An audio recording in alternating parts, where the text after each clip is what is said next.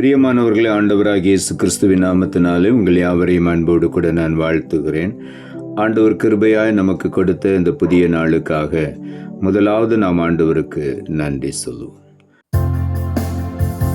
உங்க கிருபைதான் என்னை தாங்குகின்றது, உங்க கிருபைதான் என்னை நடத்துகின்றது, உங்க கிருபைதான் என்னை தாங்குகின்றது, உங்க கிருபைதான் என்னை நடத்துகின்றது. கிருபையே கிருபையே மாறாத நல்ல கிருபையே, கிருபையே கிருபையே மாறாத நல்ல கிருபையே, உங்க கிருபைதான் என்னை தாங்குகின்றது, உங்க கிருபைதான் என்னை நடத்துகின்றது, உங்க கிருபைதான் என்னை தாங்குகின்றது, உங்க கிருபைதான் என்னை நடத்துகின்றது. இந்த நாளுக்கு என்று ஆண்டவர் கொடுக்கிற ஒரு வார்த்தை சங்கீதங்களின் புஸ்தகம் 94வது அதிகாரம் 18வது வசனம். சங்கீதம் 94:18. என் கால் சறுக்குகிறது என்று நான் சொல்லும்போது கர்த்தாவே உமது கிருபை என்னை தாங்குகிறது. இங்கே தாவீது எழுதுகிறார், என் கால் சறுக்குகிறது என்று நான் சொல்லும் பொழுதெல்லாம் ஆண்டவரே உம்முடைய கிருபை என்னை தாங்கிக் கொள்ளுகிறது, நான் விழுந்து விடாதபடி உம்முடைய கிருபை என்னை தாங்குகிறது என்று சொல்லுகிறார். இந்த காலை வேளையிலும் பல சூழ்நிலைகளிலே நம்முடைய கால்நடைகள் சறுக்குகிறது என்றால் இடறி போகிறது. அப்படிப்பட்ட சூழ்நிலைகளிலே நம்முடைய வாழ்க்கையில எதிர்பாராத சில சறுக்குதல்கள், இடறுதல்கள் வரும் பொழுது ஆண்டவருடைய வார்த்தை சொல்லுகிறது, கிருபை நம்மை தாங்குகிறது. தாவீது சொல்லுகிறார், அந்த சூழ்நிலைகளிலெல்லாம் என்னாலே முடியாது என்று சொல்லுகிற அந்த சூழ்நிலை வரும் பொழுது கர்த்தாவே உம்முடைய கிருபை என்னை தாங்கிக் கொள்ளுகிறது. இந்த காலை வேளையிலே ஆண்டவருடைய கிருபை அவ்வளவு மேன்மையானது. தக்க சமயத்திலே நம்மை தாங்குகிறது அவருடைய கிருபை. அவ்வளவுதான் என்று சொல்லும் பொழுது அவருடைய கிருபை நம்மை அப்படியே தாங்கி தூக்கி நிறுத்துகிறது. ஆகவே இந்த காலை வேளையில ஆண்டவருடைய கிருபைக்காய் உள்ளத்தின் ஆழத்திலிருந்து ஆண்டவருக்கு நாம் நன்றி சொல்லுவோம். சங்கீதங்களின் புஸ்தகம் 73ஆம் அதிகாரம் 2ஆம் வசனம் சொல்லுகிறது, ஆனாலும் என் கால்கள் தள்ளாடுதலுக்கும் என் அடிகள் சறுக்குதலுக்கும் சற்றே தப்பிற்று என்று தாவீது சொல்லுகிறார். உம்முடைய கிருபை என்னை தாங்கினபடியினாலே என் கால்கள் தள்ளாடுதலுக்கு தப்பிவிட்டது, என் அடிகள் சறுக்குதலுக்கு சற்றே தப்பிற்று என்று சொல்லுகிறார். அந்த சற்றே தப்பிற்று என்பதுதான் தேவனுடைய கிருபை. அந்த கிருபை அந்த இடத்திலே புகுந்து வந்து அந்த கிருபை உடனடியாக தீவிரமாய் வந்து நம்மை தாங்கிக் கொண்டது, தப்புவித்தது. அதைத்தான் இந்த காலை வேளையில நாம் உள்ளத்தின் ஆழத்திலிருந்து அந்த கிருபையை நாம் நினைத்து பார்த்த ஆண்டவருக்கு நன்றி சொல்லுவோம். அந்த கிருபை நம்மை தாங்கிக் கொண்டது. யோபு புஸ்தகம் 4ஆம் அதிகாரம் 4ஆம் வசனம் இப்படியாய் சொல்லுகிறது, விழுகிறவனை உம்முடைய வார்த்தைகளால் நிற்க பண்ணி தள்ளாடுகிற முழங்கால்களை பலப்படுத்தினீர் என்று பக்தனாய் யோபு எழுதுகிறார்.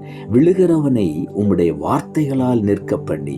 இந்த காலை வேளையிலே நம்முடைய கால் சறுக்கும் பொழுது, நாம் விழப்போகிற சூழ்நிலை வரும் பொழுது வார்த்தை நம்மை நிலைநிறுத்துகிறது. கர்த்தருடைய வார்த்தை தக்க சமயத்திலே நம்மை தூக்கி நிலைநிறுத்துகிறது. தள்ளாடுகிற நம்முடைய முழங்கால்களை அவருடைய வார்த்தை பலப்படுத்துகிறது. ஆகவே தான் யோபு எழுதுகிறார், தள்ளாடுகிற முழங்கால்களை தேவரீர் பலப்படுத்தினீர் என்று சொல்லி அவருடைய வார்த்தையை அனுப்பி நம்மை அப்படியே தாங்கி பலப்படுத்துகிறார்.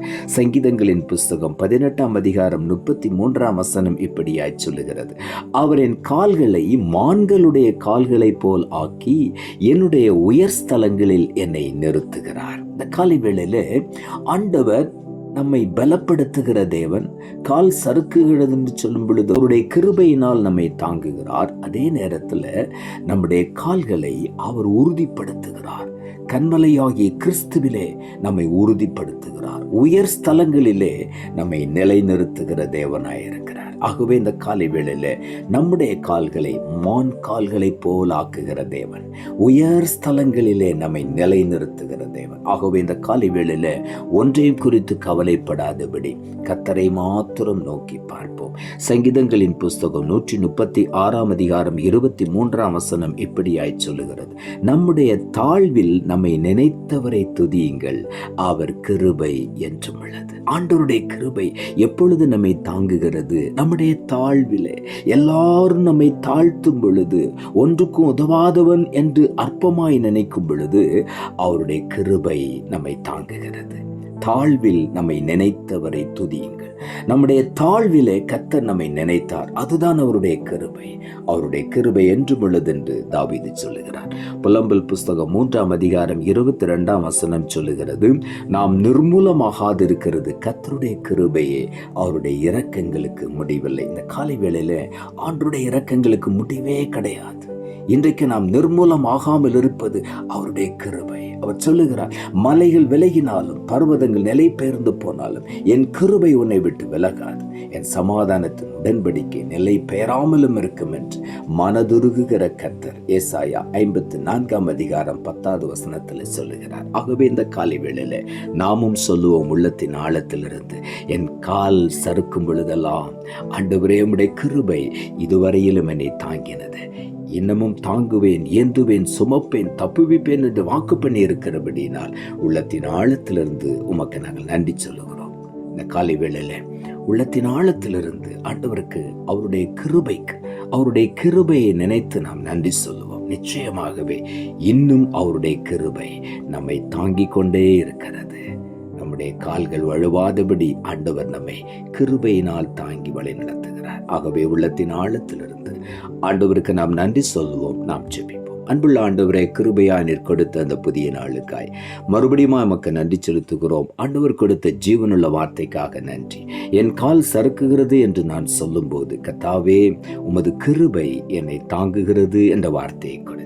இந்த காலை வேளையிலே வசனத்தை கேட்டுக்கொண்டிருக்கிற ஒவ்வொருடைய வாழ்க்கையில பல சூழ்நிலைகளிலே தடுமாறி போய் கால் தடுமாறி சறுக்கின நிலையிலே யாரும் எனக்கு உதவுவதற்கு இல்லையே என்று சொல்லி தள்ளாடின ஒரு நிலையில் இருக்கிற ஒவ்வொருவரையும் இந்த காலை வேளையில உம்முடைய கிருபையை அனுப்பி அவர்களை தாங்கி பிடிக்கிறபடியினால் உமக்கு நன்றி. உம்முடைய வார்த்தைகளினாலே அவர்களை நிலை நிற்கப்படுகிறபடியினால் உமக்கு நன்றி. உம்முடைய வார்த்தை அனுப்பி தள்ளாடுகிற முழங்கால்களை பலப்படுத்தினீரே உமக்கு நன்றி என்று சொல்லி இந்த காலை வேளையில உமக்கு நாங்கள் நன்றி சொல்லுகிறோமே, நாங்கள் ஸ்தோத்திரிக்கிறோம். நாங்கள் நிர்மூலமாகாமல் இருப்பது உம்முடைய கிருபை. எங்கள் தாழ்விலே எங்களை நினைத்தீரே, அந்த கிருபைக்காக உமக்கு நன்றி செலுத்துகிறோம். தொடர்ந்து உம்முடைய கிருபை ஒவ்வொருவரையும் சூழ்ந்து கொள்வதாக தாழ்த்துகிறோம். இரட்சகர் இயேசுவின் நாமத்தில் ஜெபிக்கிறோம் நல்ல பிதாவே, ஆமென்.